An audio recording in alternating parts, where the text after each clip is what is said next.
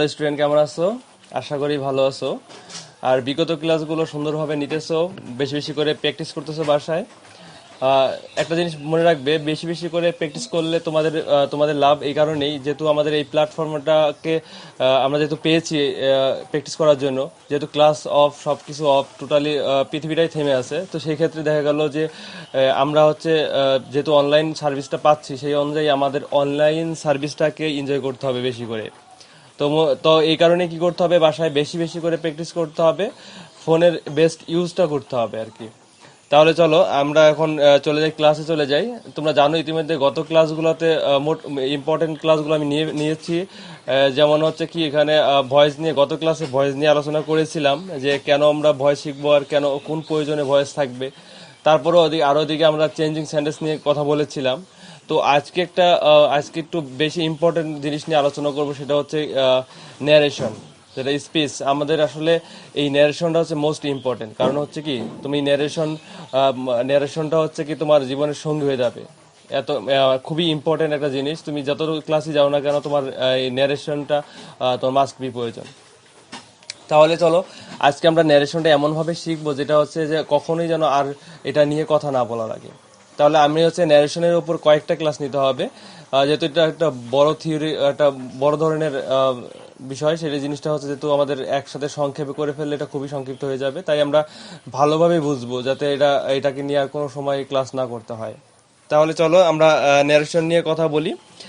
আর চলো তাহলে ন্যারেশন, তোমরা আমার ক্লাসের পাশাপাশি একটা কাজও করবে, সেটা হচ্ছে যে তোমাদের খাতা কলম তো রেডি রাখবেই। তারপরে তোমাদের নিজস্ব যেই বই থাকবে বা গাইড থাকবে বা গ্রামার থাকবে, যেটাই থাকুক না কেন, সেটা নিয়েও বসবে। তাহলে দেখা গেল যে দুইটার কম্বিনেশনে তোমার পড়াটা ভালো হয়ে যাবে। তো চলো এখন ন্যারেশনে চলে যাই। আসলে ন্যারেশন শব্দটি হচ্ছে, আমাদের ন্যারেশন শব্দের অর্থ হচ্ছে বর্ণনা বা উক্তি। ন্যারেশন শব্দের অর্থ হচ্ছে বর্ণনা বা উক্তি। এটাকে আমরা অনেক সময় স্পিচও বলে থাকি, এটা অপর নাম স্পিচ। ওকে, তাহলে এখন খেয়াল করো, এই ন্যারেশন কথাটা কোথায় থেকে আসছে? ন্যারেট থেকে ন্যারেশনে আসছে। আমাদের এই ন্যারেট কথা থেকে, ন্যারেট ওয়ার্ডটা থেকে আমাদের কি করেছে, ন্যারেশনে রূপান্তরিত হয়েছে। তাহলে এখন আমাদের একটা জিনিস করতে হবে, ন্যারেশন হচ্ছে সাধারণত দুই প্রকার। ন্যারেশন হচ্ছে কয় প্রকার? দুই প্রকার। আমি এখানে কালারিং করে দিচ্ছি।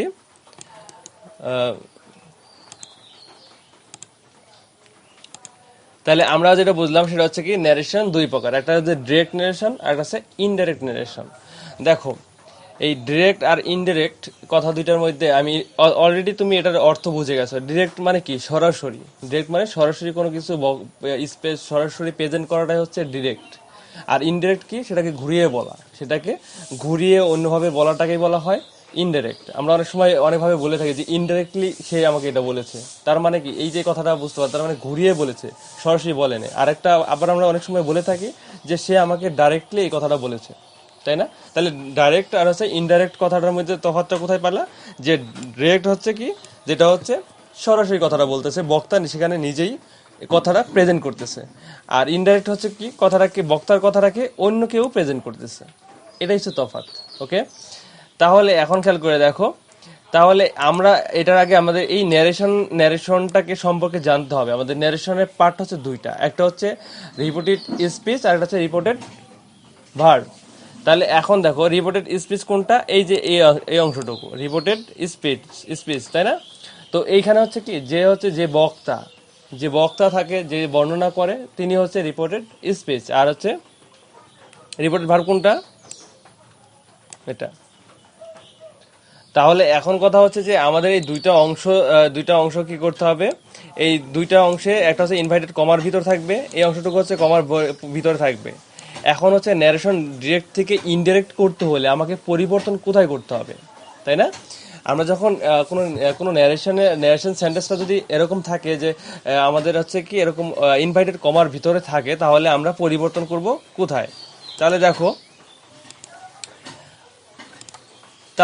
এই ভিতরে অংশটুকু হচ্ছে কি, এই ভিতরের অংশটুকু হচ্ছে আই এম বিজি। তো এখন হচ্ছে আমাকে যখন ন্যারেশন ইনডাইরেক্ট করব, তখন কিভাবে করতে হবে? এই সেন্টেন্সটাকেই পরিবর্তন করে দিতে হবে। এটাই আমাদের কাজ। এখন কি পরিবর্তন করব, কোথায় পরিবর্তন করব, এটা আমি আরো বিস্তারিত এটা নিয়ে আলোচনা করব। তো এখানে আমি সিম্পল একটা একটা এক্সাম্পল দিয়ে রেখেছি যে এটা কিভাবে করতে হবে। দেখো আমি অংশটুকু দিয়ে রাখলাম। তাহলে এখানে আছে কি, রহিম সাইড, রহিম বলল কি, বলেছিল কি আই এম বিজি নাও, আমি এখন ব্যস্ত। তাহলে কে বলেছিল? রহিম বলেছিল। কে বিজি? রহিম, তাই না? কারণ বলছে কি, Rahim said I am busy now, আমি এখন এখন ব্যস্ত, তাই না? তাহলে কে ব্যস্ত? রহিম ব্যস্ত। যেহেতু রহিমই বলছে, রহিম ব্যস্ত। ওকে, তাহলে আমাকে বুঝতে হবে এখানে ন্যারেশনে আরেকটা জিনিস মোস্ট ইম্পর্টেন্ট, সেটা হচ্ছে কি যে কে কখন কাকে কি বলতেছে, কে কখন কাকে কি বলতেছে, এই জিনিসটাকে ভালো করে বুঝতে হবে। এই জিনিসটা যদি তুমি বুঝতে পারো, তাহলেই তুমি ন্যারেশনের পরিবর্তন 100% করতে পারবে। তাহলে আমাদের বুঝতে হবে যে এখানে এখানে কে কাকে উদ্দেশ্য করে কথাটা বলতেছে, তাই না? তাহলে দেখো, রহিম সাইদ, রহিম বলেছিল আই এম বিজি নাও, আমি ব্যস্ত। তার মানে হচ্ছে কি, এই যে রহিম কে বলতেছে, যেহেতু রহিমই বলতেছে, রহিমই ব্যস্ত, এটাই বলতেছে, তাই না? তাহলে ন্যারেশন পরিবর্তন যখন ইনডাইরেক্টলি আমি নিয়ে যাব, তখন কি করতে হবে? তখন দেখো, রহিম সেইড, আমি এতটুকু পরিবর্তন করলাম না, তাহলে পরিবর্তন কোথায় করতেছি? ঠিক ইনভাইটেড কমার ভিতরের পরিবর্তনটা করতেছি। দেখো, এই ইনভাইটেড কমাটা উঠে যাচ্ছে, আর ইনভাইটেড কমাটা উঠার যাওয়ার কারণে হচ্ছে দ্যাট বসালাম। আমরা দ্যাট বসিয়ে ইনভাইটেড কমাটাকে উঠিয়ে দিই, এটাই নিয়ম। তাহলে কি করলাম? ইনভাইটেড কমাটাকে কি করলাম? এই ইনভাইটেড কমাকে উঠিয়ে আমি কি বসালাম? দ্যাট বসালাম। আর আইটার পরিবর্তন করে হি বসালাম। কেন হি বসালাম? হিটা কে? হিটা হচ্ছে রহিম। এই কারণে আমি কি করলাম? আমরা রহিম বারবার রহিম না বলে আমি কি করলাম? হি বসালাম, তাই না? তাহলে হি, আর এম ছিল, এম এর পাস্ট হচ্ছে ওয়াজ, ওয়াজ বিজি। তারপরে এখানে দেখো দেন থাকলে না হয়। এখন এই জিনিসটাকে তুমি ভালো করে বুঝতে পারবে না, কারণ হচ্ছে কি আমরা মানে শুধুমাত্র একটা এক্সাম্পল দেখালাম। আর এই যে পরিবর্তনটা যে করলাম, সেটাকে আরো আরো জানতে হবে, জানার পরে গিয়ে তুমি এটাকে বুঝতে পারবে। ওকে, তাহলে ডাইরেক্ট আর ইনডাইরেক্টের মধ্যে তফাৎটা বুঝতে পারলো। এখানে কথাটা হলো কি, রহিম বলেছিল সে সে বিজি ছিল, তখন সে বিজি ছিল। তার মানে কি, রহিম বলেছিল তখন সে বিজি ছিল। আর এখানে প্রথম সেন্টেন্সটা কি ছিল? যে রহিম বলেছিল আমি বিজি। তার মানে এই যে কথাটাকে পরিবর্তন দেখছো কিরকম, সেন্টেন্সের বাংলার পরিবর্তন হইতেছে না? হইতেছে। তাহলে আমরা ডিরেক্ট থেকে ইনডাইরেক্ট ন্যারেশনে যখন করব, তখন এই সিস্টেমে করব। এখন হচ্ছে চলো আমরা এই ন্যারেশনটার পরিবর্তন যে কি সিস্টেম ইউজ করে এরা হচ্ছে এই ডিরেক্ট থেকে ইনডাইরেক্ট নিয়ে আসছে, তো আমরাও সেই সিস্টেমটা শিখে ফেলি। তার আগে কিছু করণীয়, তোমাদের খাতা, আমিও যে খাতা কলম রেডি, তাই না? আমরা কয়েকটা টেবিল নিয়ে আলোচনা করবো আজকে। এই টেবিলগুলো সম্পর্কে যদি তুমি ভালো জ্ঞান রাখো, তাহলে আর ডাইরেক্ট এই তোমার ন্যারেশন পরিবর্তন করতে তোমার আর সময় লাগবে না। তুমি যদি এই টেবিলগুলোতে একটু কেয়ারলেস হও, তাহলে আর তুমি ওগুলোতে ভালো ভালো কিছু করতে পারবে না। তাহলে তোমরা কি করবে? মনোযোগ সহকারে এই টেবিলগুলোকে সুন্দর করে পড়ে ফেলবে, এবং এটাকে আয়ত্ত এমনভাবে আয়ত্ত করবে যাতে তুমি দেখা মাত্র এটাকে সম্পূর্ণভাবে বলতে পারতেছো। ওকে, তাহলে চলো এখন হচ্ছে আমি আজকে এই টেবিল ওয়ানে যে কথাটা বলবো সেটা হচ্ছে কি, দেখো আমাকে পরিবর্তন কোথায় করতে হবে? আমি আবার বলি, পরিবর্তন করতে হবে ইনভাইটেড কমার ভিতরে, আর বাকিগুলো সেম থাকবে। কিন্তু কথা বুঝতে পারছো? তার মানে ইনভাইটেড কমার বাইরে যা থাকবে তাই বসাতে হবে ইনভাইট করার সময়, আর হচ্ছে পরিবর্তন করতে হবে ইনভাইটেড কমার ভিতরে যেই শব্দটা, এই সেন্টেন্সটা থাকবে, এই সেন্টেন্সটাকে পরিবর্তন করতে হবে ইনভাইট করার সময়। ওকে, তাহলে এখন চলো কিভাবে পরিবর্তনটা করব। যদি দেখি প্রেজেন্ট, এই ইনভাইটেড কমার ভিতরে এই সেন্টেন্সটুকু হচ্ছে কি থাকে? প্রেজেন্ট ইনডিফিনিট থাকে। যদি প্রেজেন্ট ইনডিফিনিট থাকে, তাহলে আমাকে পরিবর্তন করে কি করতে হবে? পাস্ট ইনডিফিনিট করতে হবে। যদি দেখি প্রেজেন্ট কন্টিনিউয়াস টেন্স আছে ইনভাইটেড কমার ভিতরে, তাহলে আমাকে কি করতে হবে? পাস্ট কন্টিনিউয়াস টেন্স করতে হবে। তারপরে দেখো প্রেজেন্ট পারফেক্ট টেন্স যদি থাকে, তাহলে হচ্ছে কি তোমার ইনভাইটেড কমার ভিতরে পাস্ট পারফেক্ট টেন্স করতে হবে। দেখো এখানে আছে কি প্রেজেন্ট পারফেক্ট কন্টিনিউয়াস টেন্স যদি থাকে, তাহলে এখানে তোমাকে কি করতে হবে? পাস্ট পারফেক্ট কন্টিনিউয়াস টেন্স করতে হবে। এক কথা, প্রেজেন্ট থাকলে সেটাকে পাস্ট করে দিতে হবে। যেটা প্রেজেন্ট যেই টেন্সই হোক, প্রেজেন্ট ইনডিফিনিট হোক, প্রেজেন্ট কন্টিনিউয়াস টেন্স হোক, প্রেজেন্ট পারফেক্ট কন্টিনিউয়াস টেন্স হোক, বা প্রেজেন্ট পারফেক্ট টেন্স হোক, যেটাই থাকুক না কেন, তোমাকে কি করতে হবে? তোমাকে ন্যারেশন ইনডাইরেক্ট যখন করতে হবে, তখন ওই ইনভাইটেড কমার ভিতরে যে সেন্টেন্সটা থাকবে ওইটাকে পাস্ট করে দিতে হবে। প্রেজেন্ট থাকলে পাস্ট করে দিতে হবে। ওকে, তাহলে এখন দেখো, আর যদি দেখো প্রেজেন্ট ইনডিফিনিট থাকে, পাস্ট ইনডিফিনিট থাকে, যদি পাস্ট টেন্স থাকে, এক কথা যদি পাস্ট ইনডিফিনিট টেন্স থাকে, তাহলে নো চেঞ্জ, এখানে পরিবর্তন হবে না। তার মানে ওই ইনভার্টেড কমার ভিতরে কোনো পরিবর্তন হবে না যদি দেখি যে পাস্ট ইনডিফিনিট টেন্স আছে। কথা বুঝতে পারছো? তো অবশ্যই সাবজেক্ট অবজেক্টের পরিবর্তন হবে, কিন্তু ভার্বের কোনো পরিবর্তন হবে না। ওকে, তারপর দেখো পাস্ট কন্টিনিউয়াস টেন্স। যদি পাস্ট কন্টিনিউয়াস টেন্স থাকে তাহলে কি হবে? পাস্ট পারফেক্ট কন্টিনিউয়াস টেন্স হবে। কথা কি বুঝতে পারছো? তার মানে এই শখটাকে এমনভাবে বুঝতে হবে, তোমার মনে রাখতে হবে, তাহলে তুমি অনেকটু আগে আগে যাবে। তার মানে তুমি এটা যদি এই টেবিলটুকু শখটুকু যদি পড়ো তাহলে তোমার 70% কভার হয়ে যাবে। তো 70% কভার যদি এক শখে হয়, তারপর বাকি যে শখগুলোতে 100% হয়ে যাবে, তাই না? তাহলে আমাকে কি করতে হবে?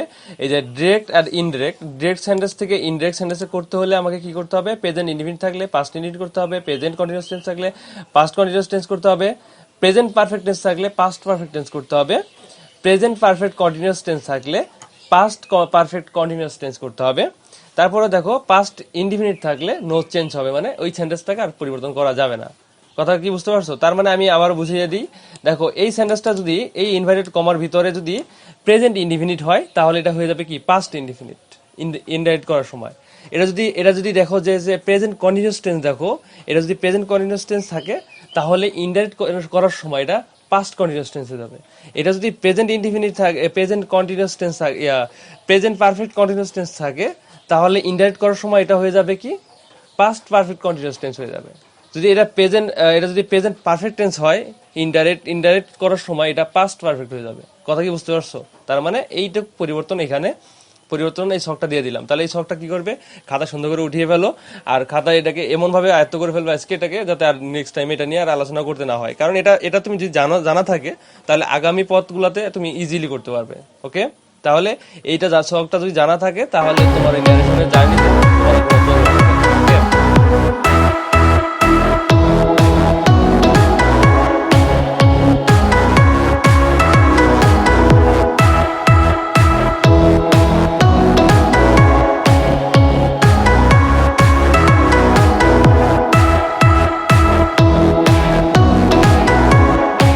করি দেখো এখানে আছে কি ডিরেক্ট আর ইনডাইরেক্টের জায়গায় কিভাবে পরিবর্তনটা করতে হবে।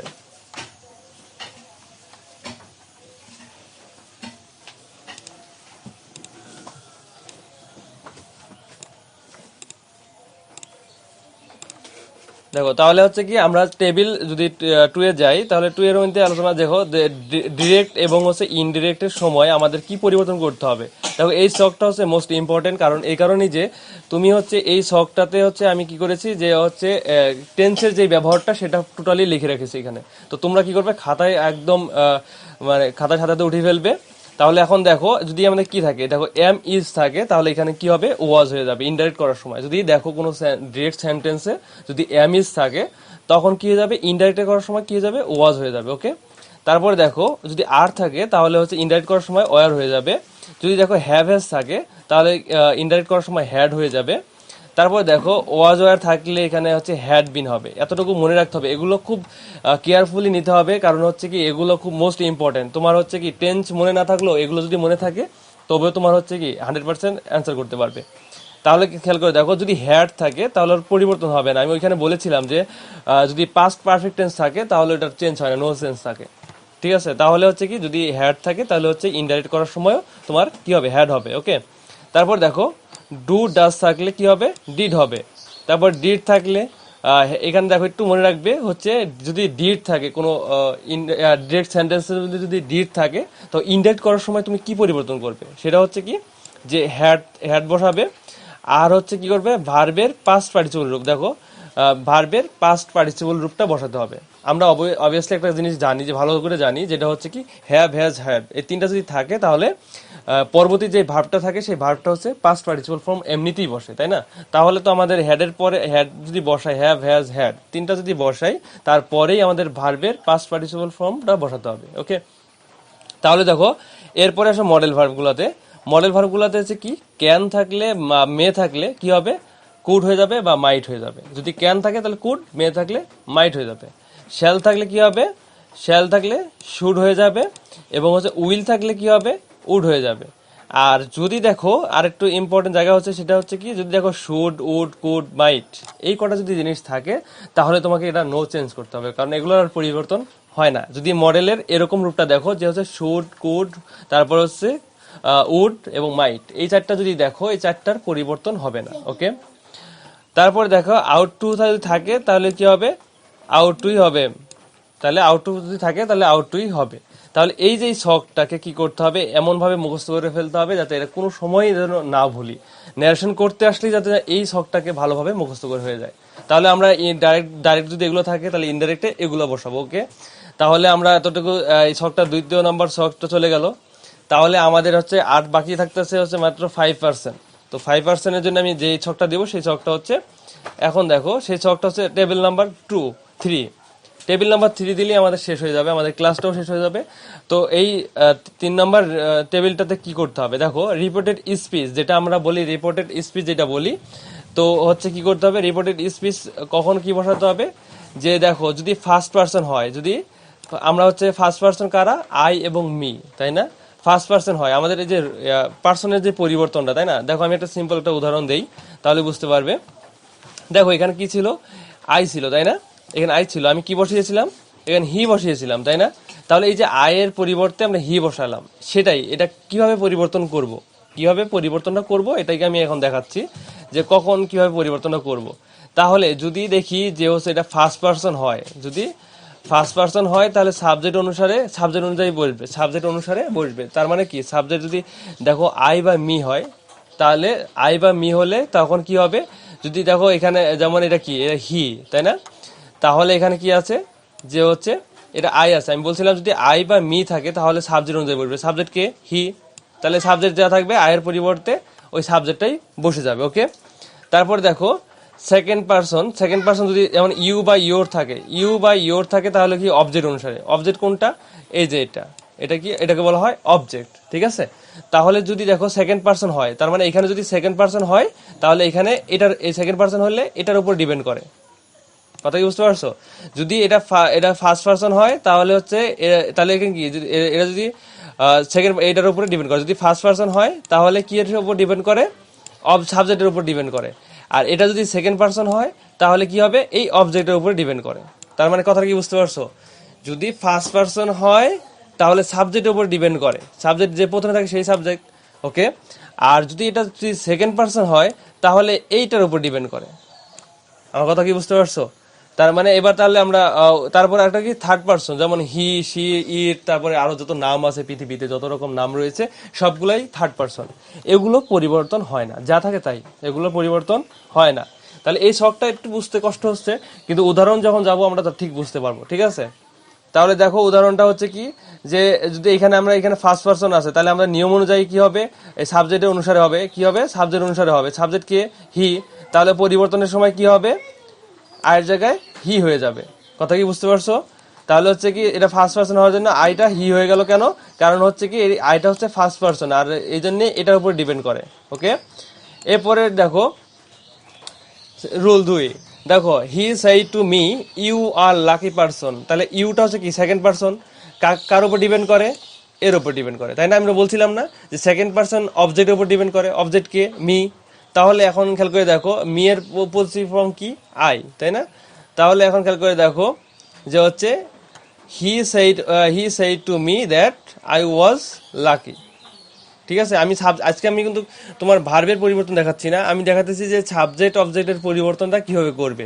ঠিক আছে, এবার দেখো রুল 3 কি বলছে, যে হচ্ছে হি said to me he was ড্রন a picture.